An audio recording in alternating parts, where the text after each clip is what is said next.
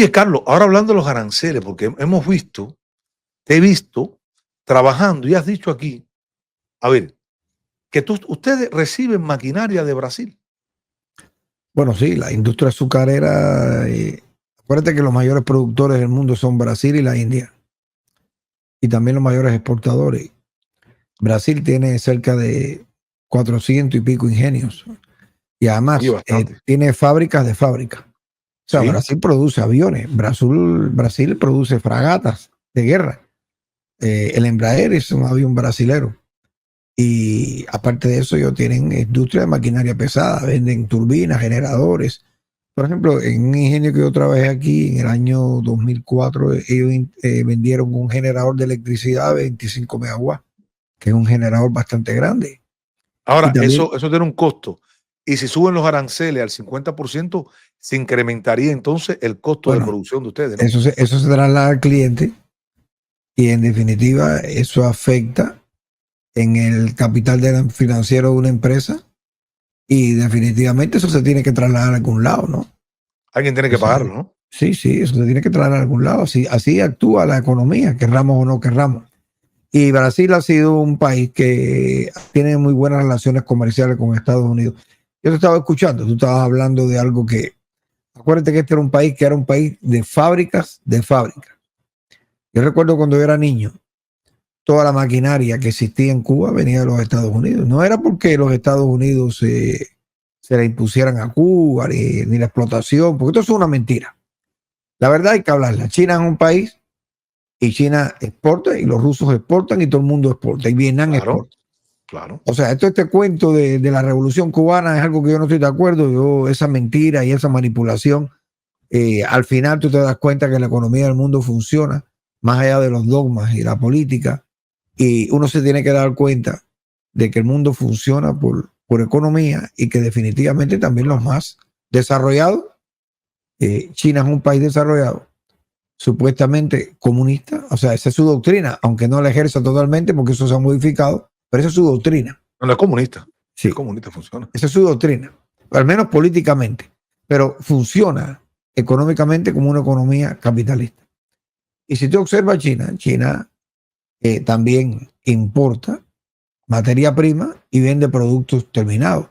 Y tú acabas de decir algo, ¿por qué China se ha adueñado prácticamente de un mercado tan amplio? Porque se le dio una oportunidad. Y porque los países que se vuelven incompetentes en su economía, en su finanza, dan paso a otros países que definitivamente lo van a sustituir. Alguien decía, no hace mucho estuve escuchando un programa en la radio, estaba hablando de que a través de la historia los grandes imperios se han creado y se han deshecho, y así también ha sido con las grandes potencias, que algunas van quedando detrás de las otras y los puestos económicos van cambiando en el mundo. Tú estás hablando del BRICS, y cuando tú estás hablando del BRICS, definitivamente lo que sostiene este país hoy en día, todavía aún hoy en día, es el dólar.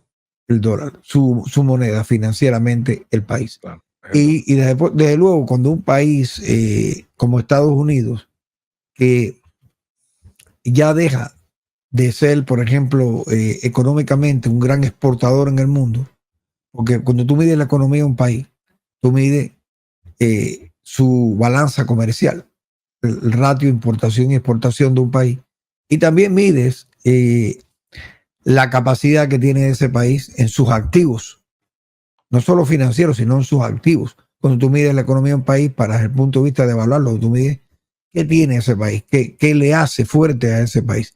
Pero este país, en la medida que ha dejado de ir siendo un país productor, fabricador sería la palabra, la economía se fue basando en el software de ese país. En los servicios. En los servicios, correcto, ¿no? Servicios, claro. Pero definitivamente lo hace un país débil, porque la economía hoy en día, el mundo es globalizada.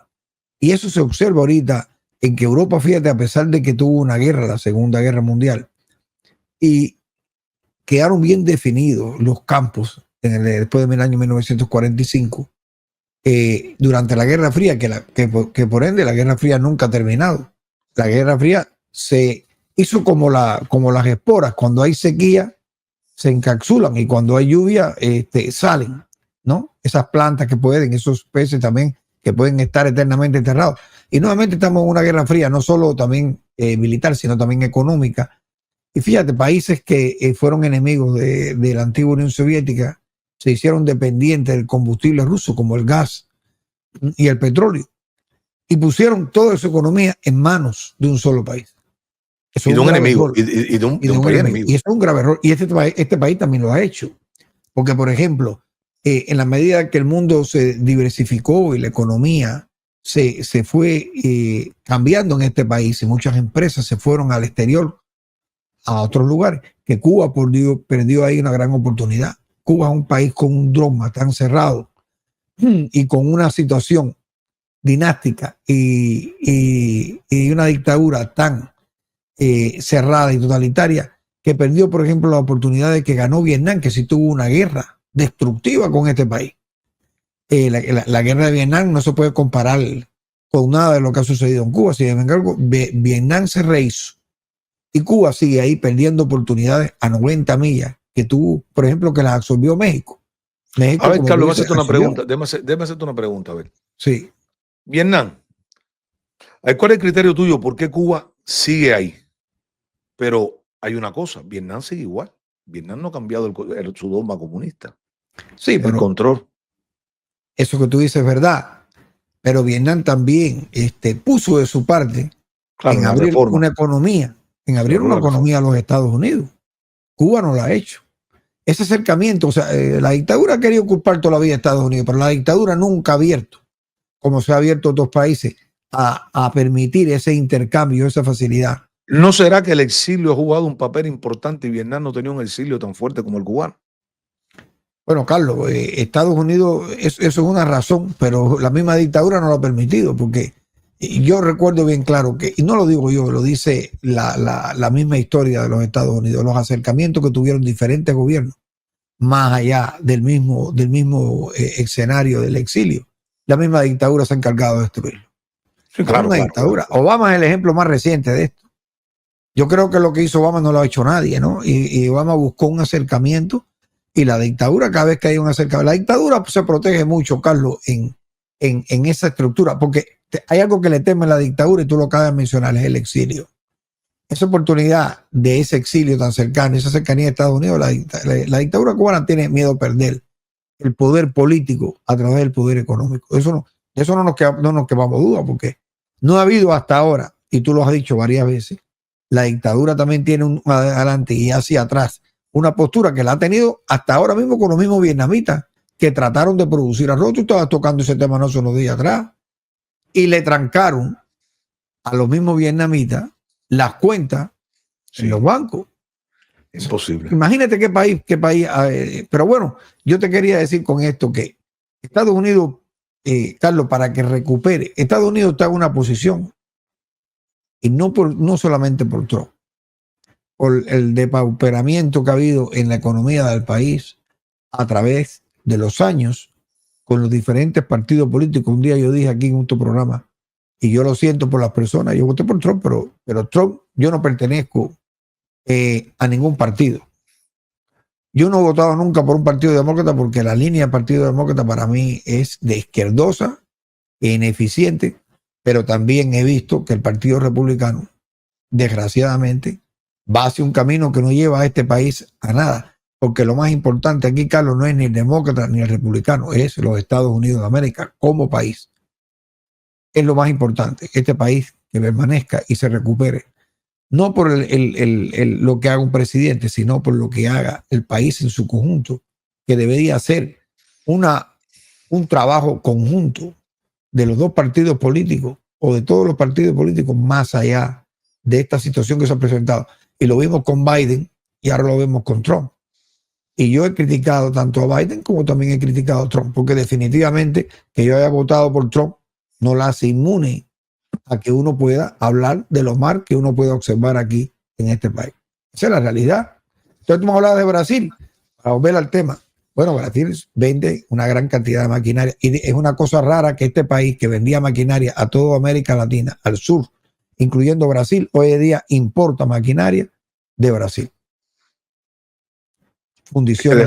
Dejamos de fabricar, Carlos. Sí, motores eléctricos, generadores, molinos de caña, grandes reductores de potencia, calderas de vapor, toda la tubería. Y aquí hay una cosa importante, la dictadura. Yo me quedo maravillado en la situación eléctrica que hay en Cuba, no vamos a tocar ese tema, pero la dictadura habla de bloqueo. China produce eso, produce todo el sistema eléctrico de China, no solo para ella, sino para exportar, desde celdas fotovoltaicas hasta calderas de vapor, generadores eléctricos. De hecho, en Belice hay una planta de un ingenio eléctrica completamente vendida por China. Y en Guyana, que yo trabajé, hay una planta eléctrica de un central. Y así como tú la haces para un central, también tú la puedes hacer para generar para un país. ¿Te das cuenta? Y en países de América del Sur, como Argentina, China, ha estado envuelta. Y también, por ejemplo, en Brasil, en Sao Paulo, en el sistema eléctrico de Brasil, que lo operan compañía china en Sao Paulo, porque tiene partes privadas. Y esa gente accedió, igual que han hecho en el puerto de Chancay en Perú, igual que el camino que quieren establecer hacia Perú, hacia Brasil, desde Perú. O sea, los chinos se han ido creciendo mientras este país ha ido decreciendo. Y países que antes eran importadores ahora son exportadores. No nos asombremos. Y la economía que tú dices de México es fundamental para este país, por la cercanía, por el tamaño del país, por la posición económica que ocupa México y además por lo barato que son los productos mexicanos en este país desde el punto de vista agrícola. Eso lo sabemos todo el chile, el tomate, mangos, el aguacate, los todo mangos, eso viene de México. Entonces es una locura establecer, yo diría, una guerra comercial con el mundo completo sin medir las consecuencias que esto trae. Porque sí, hay que subir los aranceles, pero las cosas hay que hacerlas analizando cada caso en particular y no amenazando ni estableciendo políticas que realmente tal vez no han sido bien estudiadas, porque ese para adelante y para atrás que tú estás planteando ocurre cuando realmente se está trabajando desde un lado donde no hay un equipo de trabajo, sino una persona decidiendo y tomando medidas. Como Cuba, ¿no, Carlos? Como Fidel Castro en Cuba, ¿no? Entonces, eso es completamente incorrecto. Eso pienso yo.